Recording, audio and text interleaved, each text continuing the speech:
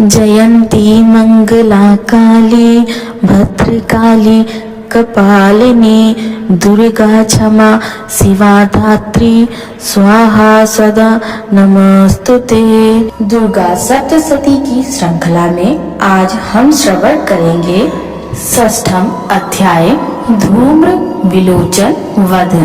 मैं सर्वज्ञेश्वर भैरव के अंक में निवास करने वाली परमोत्कृष्ट पद्मावती देवी का चिंतन करता हूँ। वे नागराज के आसन पर बैठी हैं। नगों के फड़ों में सुशोभित होने वाली मणियों की विशाल माला से उनकी देहलता उद्भासित हो रही है। सूर्य के समान उनका तेज है। 3 नेत्र उनकी शोभा बढ़ा रहे हैं। वे हाथों में माला, कुंभ, कपाल और कमल लिए हुए हैं तथा उनके मस्तक में अर्धचंद्र का मुकुट सुशोभित है। ऋषि कहते हैं, देवी का यह कथन सुनकर दूत को बड़ा अपमर्श हुआ और उसने दैत्यराज के पास जाकर सब समाचार विस्तार पूर्वक कह सुनाया।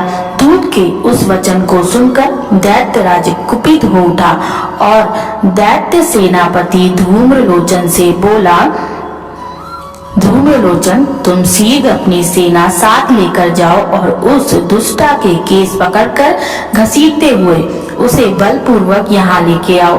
उसकी रक्षा करने के लिए यदि कोई दूसरा खड़ा हो तो वह देवता, यक्ष अथवा गंधर्व ही क्यों ना हो, उसे अवश्य मार डालना। ऋषि कहते हैं, शुंभ के इस प्रकार आज्ञा देने पर वह धूम्रलोचन दैत्य 60,000 असुरों की सेना को साथ लेकर वहां से तुरंत चल दिया। वहां पहुंचकर उसने हिमालय पर रहने वाली देवी को देखा और ललकार कर कहा, अरे तू उससे मुनिसुम्भ के पास चल। यदि इस समय प्रसन्नता पूर्वक मेरे स्वामी के समीप नहीं चलेगी तो मैं बल पूर्वक बाल पकड़कर घसीटते हुए तुझे ले जाऊंगा। देवी बोली, तुम्हें दैत्यों के राजा ने भेजा है। तुम स्वयं भी बलवान हो और तुम्हारे साथ विशाल सेना भी है। ऐसी दशा में यदि मुझे बलपूर्वक ले चलोगे तो मैं तुम्हारा क्या कर सकती हूँ। ऋषि कहते हैं, देवी के यूं कहने पर असुर धूम्रलोचन उनकी ओर दौड़ा। तब अंबिका ने हूम शब्द के उच्चारण मात्र से उसे भस्म कर दिया। फिर तो क्रोध में भरी हुई दैत्यों की विशाल सेना और अंबिका ने एक दूसरे पर तीखे सायकों, शक्तियों तथा फरसों की वर्षा की। इतने में ही देवी का वाहन सिंह क्रोध में भरकर भयंकर गर्जना करके गर्दन के बालों को हिलाता हुआ उसने कुछ दैत्यों को पंजों की मार से, कितनों को अपने जबड़ों से और कितने ही महादैत्यों को पटक कर ओट की दाढ़ी से घायल करके मार डाला। उस सिंह ने अपने नखों से कितनों के पेट फाड़ डाले और थप्पड़ मारकर कितनों के सिर धड़ से अलग कर दिए।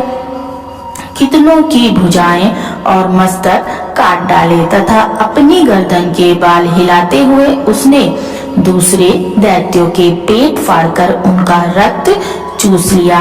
अत्यंत क्रोध में भरे हुए देवी के वाहन उस महाबली सिंह ने क्षण भर में असुरों की सारी सेना का संहार कर डाला।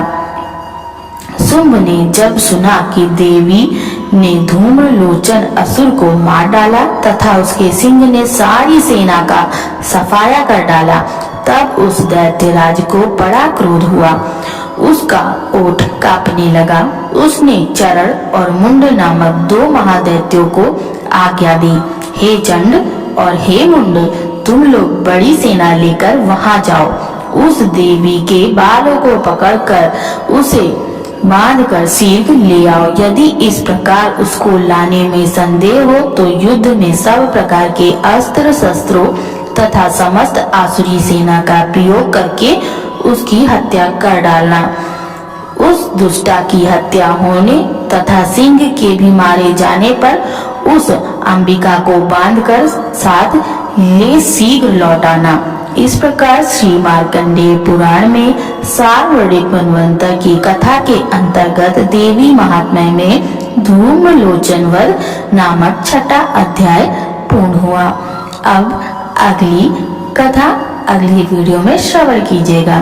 तब तक के लिए जय श्री कृष्ण, जय श्री राधे।